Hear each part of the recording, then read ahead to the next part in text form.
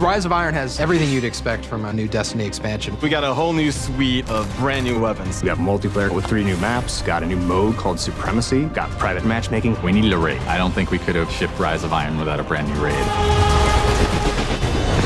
Tons of new armor, tons of new gear. There's a story campaign with characters and cinematics. New public events, new patrols, and new secrets to uncover.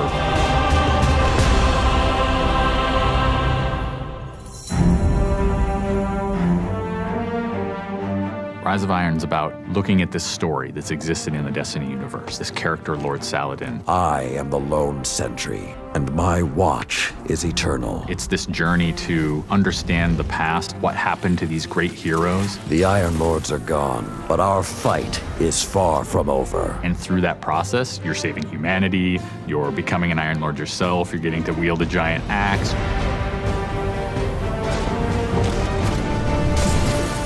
The idea of playing through a blizzard is something that we've never tried, and you're going to see that in Fellwinter Peak. Fellwinter Peak is very interesting because we've never had the player fighting through a social space before. When you walk in there for the first time and the fire's lit and it's just casting glow up onto these 8 heroes, you've been holding their weapons for 2 years. When we can take those elements of Destiny and put them all together into one coherent moment, I think is awesome.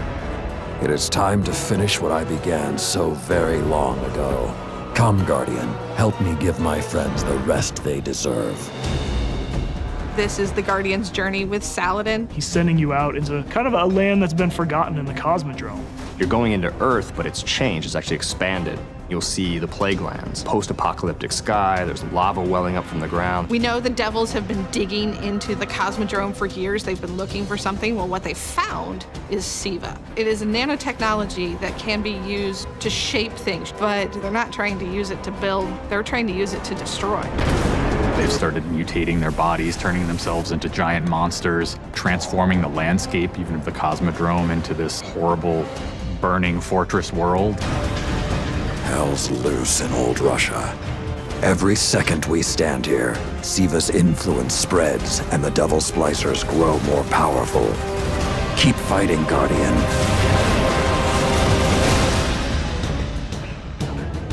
After the campaign finishes, you have patrols that really tell the story of this continued infestation in the land. And we have a new strike that shows just what the Fallen are doing with the SIVA.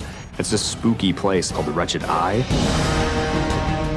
There's this really neat boss encounter. A fallen captain has plucked an eye out of an ogre, affixed it to his weapon, and he's using that to sort of tase you out of your rat hole while this blind ogre just walks around trying to crush you. We also have a few reprise strikes that we're bringing back for players.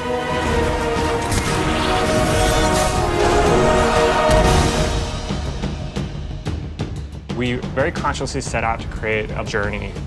This is arc of claustrophobia, space inside the wall. And then you get on top of it, and it's sort of this amazing breath of fresh air. You get this vista from the Cosmodrome, it's lit on fire, and there's this death Zamboni who's just trying to crush your bones to dust. This giant machine with a ball arm, spikes on it. What does it mean in a raid when you've got to run? I actually want that tension to exist. There's something really emotionally powerful about going on a journey, reaching to the top of the mountain and then crashing back down, confined once again. I think players had a lot of fun when they played Court of Oryx on the Dreadnought, and so we wanted to create a similar type of experience in the Plague Lands, give it this different theme. You ready for this?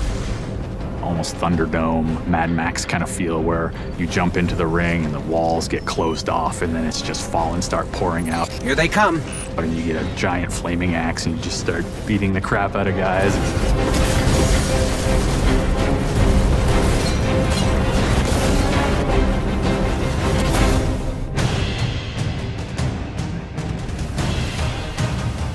We thought, how can we increase the ways that you express the way you like to play? And what we came up with was putting different talents on the artifacts. The artifacts are these relics of the fallen Iron Lords. So you'll quest to earn one of those, and then your last step of that is taking that artifact to the statue of the fallen Iron Lord, fully empowering that for you to use as a player. Whether it's negating all the dot damage in the Crucible, or whether it's infinite sprint, or turning Fallen onto your side. Which is really, really cool, by the way. The artifacts that Tyra offers change every week. So there will always be something new and exciting for players following the campaign.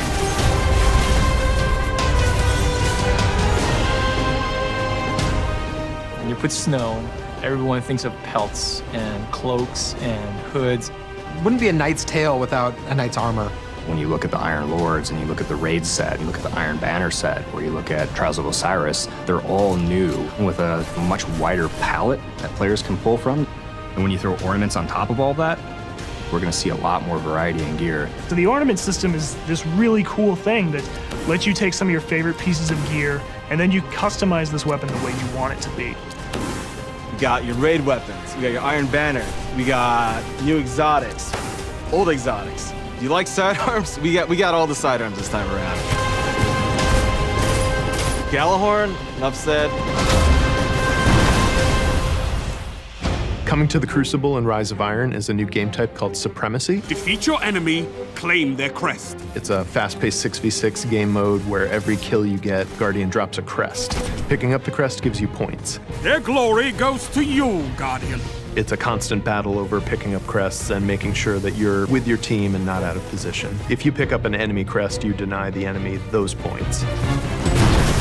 Excellent recovery. We have new maps. We always have new maps. There's Last Exit, lots of twists and turns, lots of really good close combat.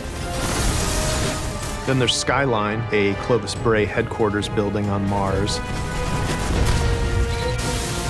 It's a symmetrical, large map. The last one is Floating Gardens, which is an open map. One thing we're really excited about in Rise of Iron is the introduction of private matches. Can't wait to see what people are gonna do. They're gonna go fire up whatever match they want, play with their friends, host tournaments, have fun arcadey games. They don't have to worry about our matchmaking stuff. They can do it all themselves.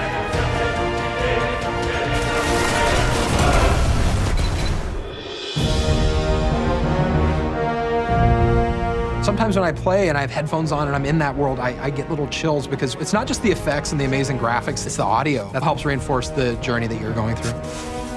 We really want Destiny to feel like it's a natural world that you inhabit, like it's a world that could exist, that does exist.